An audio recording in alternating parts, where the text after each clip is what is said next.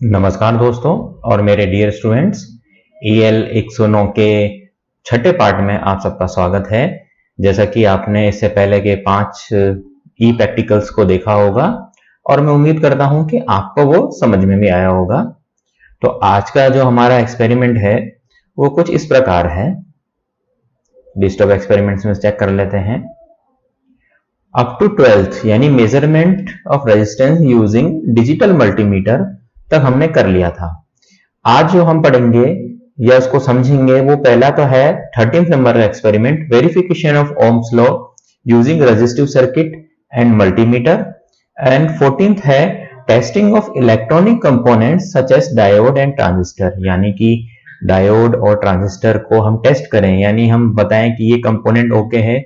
अगर वो ओके है तो आगे हम उसको सर्किट में हम उसको लगा सकते हैं, उसकी सोल्डरिंग कर सकते हैं। तो 13th और 14th हम देखते हैं। तो चलिए, ये है हमारा एक्सपेरिमेंट नंबर 13, जो कि अभी मैंने लिस्ट ऑफ एक्सपेरिमेंट्स में से देखा था। Verification of Ohm's law using resistive circuit and multimeter. तो ये तो हमारा है एम। अब इसके लिए हमें इक्विपमेंट्स की रिक्वायरमेंट होगी, डिफरेंट वैल्यू ऑफ रजिस्टर्स, यानी क्योंकि हम अब सर्किट में अलग अलग मतलब ओम्स लॉ को वेरीफाई कर रहे हैं तो हमें अलग अलग रजिस्टर्स की जिनकी अलग अलग रेजिस्टेंस वैल्यू है हमें उसकी जरूरत होगी। जाहिर सी बात है मल्टीमीटर, पावर सप्लाई जो कि हमारे इनपुट के लिए है, और उनको कनेक्ट करने के लिए connecting wire, leads etcetera. Theory से हम समझते हैं कि जैसा कि ओम्स लॉ से हम जानते हैं कि V इक्वल्स टू IR, जो कि V तो होता है हमारा वैल्यू ऑफ वोल्टेज, जो कि टर्मिनल के दोनों पॉइंट के बीच में हम उसको वोल्टेज अप्लाई करते हैं, वो तो है V, और करंट उस टर्मिनल से एक पॉइंट से दूसरे पॉइंट में बीच में जो करंट फ्लो हो रहा है रेजिस्टेंस के थ्रू, वो तो होता है हमारा करंट, और रेजिस्टेंस होता है R। अब हमें इसको वेरीफाई करने के लिए हमें क्या करना होगा, उसकी कुछ स्टेप्स कुछ इस प्रकार हैं। सबसे पहले तो हमें सर्किट बनाएंगे जो कि फिगर में शो है, फिगर नीचे है। सबसे पहले हम जो आउटपुट पावर सप्लाई मींस जो पावर सप्लाई का आउटपुट है जो कि इस सर्किट के लिए इनपुट है, हमने उसको सेट किया फॉर एग्जांपल 11 वोल्ट के लिए। तो एमीटर यानी मल्टीमीटर को हम एमीटर मोड में कनेक्ट करेंगे और सबसे पहले रीडिंग नोट करेंगे। फिर जो भी हमारे रजिस्टर हैं, सपोज एक का नाम दिया है R1 और दूसरे का नाम दिया है R2, और उसको हम उसके अक्रॉस हम वोल्टेज ड्रॉप चेक करेंगे ओम्स लॉ की हेल्प से। फिर हम वोल्टेज ड्रॉप को कैलकुलेट करने के बाद में हम उसका R1 और R2 यानी A करंट से मल्टीप्लाई करके और रीडिंग D मतलब थ्योरेटिकल वैल्यू और प्रैक्टिकल वैल्यू में क्या फर्क है हम उसको नोट कर लेंगे। और फिफ्थ में हमें इनके बीच में जो एरर आएगी, यानी find the difference between B and D and C and E, उसको हम एरर को नोट डाउन करेंगे, यानी जो ओम्स लॉ है V इक्वल्स टू IR उससे और जो हमने इसको प्रैक्टिकली टेस्ट किया उसमें कितना डिफरेंस है। और फिर हम इसको सेम स्टेप्स को हम रिपीट करेंगे अगले 22 वोल्ट के लिए। तो देख लेते हैं, जैसे सीरियल नंबर 1 मतलब 11 वोल्ट के लिए देखा, एमीटर की जो रीडिंग आई ये मैंने खुद का टेस्ट किया हुआ है 1 मिली एम्पियर। जो R1 यानी 1 किलो ओम का मैंने रेजिस्टेंस लिया था उसके अक्रॉस 0.9 वोल्ट आया था, और 10 किलो ओम के अक्रॉस 10 वोल्ट की वोल्टेज ड्रॉप हुई थी। अब ओम्स लॉ के अकॉर्डिंग जो रीडिंग आएगी वो तो 1 वोल्ट होनी चाहिए, और VR2 यानी रेजिस्टेंस 2 के अक्रॉस जो थ्योरेटिकल वैल्यू है वो 10 वोल्ट होनी चाहिए। यानी जो एरर आया पहली वाली वैल्यू B यानी 1 किलो ओम अक्रॉस के जो हमने मल्टीमीटर से मेजर किया उसमें जो एरर आया थ्योरेटिकल वैल्यू वो आया 0.1 वोल्ट का। और C-E यानी 10 किलो ओम रेजिस्टेंस के अक्रॉस वोल्टेज ड्रॉप जो हमने मल्टीमीटर से चेक किया और जो थ्योरेटिकल चेक किया उसमें हमें कोई एरर नहीं मिला, इसलिए एरर है 0। सिमिलरली हम 22 वोल्ट के लिए हमने चेक किया तो कुछ इस प्रकार की रीडिंग आई और एरर आया अप्रोक्सीमेट 0.1। कुल मिला के बात यह है कि हम इसको अलग अलग पावर सप्लाई दे करके हम अलग अलग वैल्यूज को फाइंड आउट कर सकते हैं, और जाहिर सी बात है सोर्स से जितना हमारा वोल्टेज होगा उसकी जितनी उसकी करंट प्रोड्यूसिंग कैपेबिलिटी होगी उस हिसाब से हमारा वोल्टेज ड्रॉप होगा। ये हमारा को सर्किट डायग्राम है। इधर लेफ्ट साइड में इनपुट वोल्टेज दिया, एमीटर यानी मल्टीमीटर उसको एमीटर मोड में हमने कनेक्ट किया, और एक 1 किलो ओम का और दूसरा 10 किलो ओम का, इसके अप्रॉक्स हम वोल्टेज ड्रॉप चेक कर रहे हैं और ओम्स लॉ की सहायता से थ्योरेटिकल और प्रैक्टिकल वैल्यू को कंपेयर कर रहे हैं। अब जो इसका रिजल्ट है कि एरर बिल्कुल नहीं है, और जो कि प्रूफ करता है ओम्स लॉ को, यानी V is directly proportional to I। तो ये तो हुआ हमारा ओम्स लॉ का एक्सपेरिमेंट। अब हम अगले एक्सपेरिमेंट में चलते हैं, वो है experiment number 14, testing of electronic components such as diode and transistor. इसके लिए हमें जो इक्विपमेंट्स रिक्वायर्ड है वो है डायोड्स, ट्रांजिस्टर, मल्टीमीटर और कनेक्टिंग लीड्स।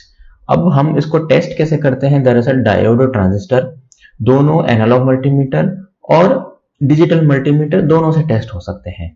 थोड़ा सा हम इसका थ्योरी को मैं पढ़ देता हूं। जैसा कि हम जानते हैं कि डायोड जो कंडक्ट करता है वो फॉरवर्ड बायस में करता है, मींस जब उसका एनोड साइड को मोर पॉजिटिव किया जाता है कैथोड साइड से, तो वो उसके अंदर जो करंट फ्लो होता है वो लो रेजिस्टेंस पाथ से फ्लो होता है।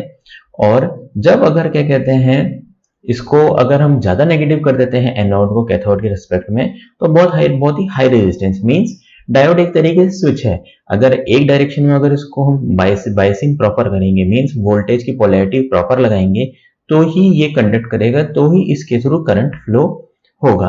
और यही कॉन्सेप्ट हम डायोड और ट्रांजिस्टर की टेस्टिंग के लिए मल्टीमीटर में काम में लेंगे।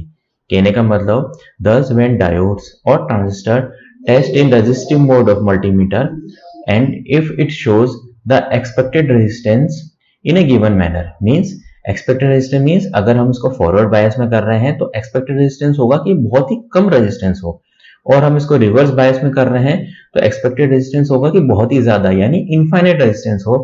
तो हम कह सकते हैं इसकी इनिशियल स्टेज में कि ठीक है, ये कंपोनेंट ओके है और अच्छा है। और इसी प्रकार से हम जो सिमिलर प्रोसीजर है उसको हम फॉलो करते हैं हमारे ट्रांजिस्टर के लिए, यानी BC यानी बेस और कलेक्टर टर्मिनल, B यानी बेस और एमीटर टर्मिनल, और C यानी कलेक्टर और एमीटर जंक्शन के लिए हम एज अ डायोड की तरह इसको टेस्ट करते हैं। तो पहले हम देख लेते हैं कि किसी को डायोड को टेस्ट करने के लिए एनालॉग मल्टीमीटर से कैसे किया जाता है। सबसे पहले एनालॉग मल्टीमीटर को लो रेजिस्टेंस रेंज में सेट करते हैं, यानी क्रॉस 10 में, और फिर उसकी एसेंशियली हम उसको नोट करते हैं polarity of multimeter leads reverse on the resistance ranges. So black lead is positive and red lead is negative. But ये एक तरीके से, मतलब इसको मैंने पंक्चुएशन फॉर्म में लिखा है कि इस तरीके से एनालॉग मल्टीमीटर वर्क करता है।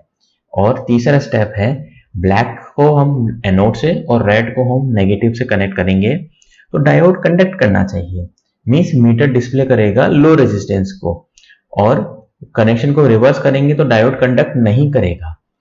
तो ये डायोड की बताता है कि जैसे कि आप डायग्राम में देख रहे हैं कि एनोड और कैथोड को, यानी कि हमारा डायोड ओके है। अगर हम डिजिटल मल्टीमीटर की बात करें तो डिजिटल मल्टीमीटर में हमारी स्पेसिफिक टेस्टिंग होती है डायोड के लिए, जो कि डायोड के सिंबल से होता है। उसमें हम रेड लीड यानी रेड लीड को हम एनोड से और ब्लैक लीड को हम कैथोड से करते हैं, और डायोड कंडक्ट करना चाहिए। और कंडक्ट करने के बाद में मीटर में यूजुअली जो वैल्यू आती है वो मिली वोल्ट में आती है, यानी 1 वोल्ट के अप्रोक्सीमेट। और अगर हम जब कनेक्शन को रिवर्स करते हैं तो वो कंडक्ट नहीं करता, और डिस्प्ले मीटर जो ऑफ स्पेल यूजुअली ब्लैंक होता है या फिर एक सिंगल 1 लिखा हुआ आता है। तो इस तरीके से हम डिजिटल मल्टीमीटर की सहायता से डायोड को टेस्ट करते हैं। एक होता है फिर ट्रांजिस्टर को टेस्ट करना, तो वो सेम ही तरीका होता है, बस हम हर एक पेयर को, जैसे बेस एमीटर जंक्शन को कर लिया, बेस कलेक्टर को कर लिया और कलेक्टर एमीटर को कर लिया। इस तरीके से हम PNP और NPN को हम टेस्ट कर सकते हैं। तो इसका फाइनली कंक्लूजन ये निकला कि हमें डायोड और ट्रांजिस्टर को कंपोनेंट को टेस्ट करने का इनिशियली में बताने का कि ओके इसका लो रेजिस्टेंस पाथ है या हाई रेजिस्टेंस पाथ है, जो कि हम डिजिटल या एनालॉग मल्टीमीटर की सहायता से हम कर सकते हैं। Thank you.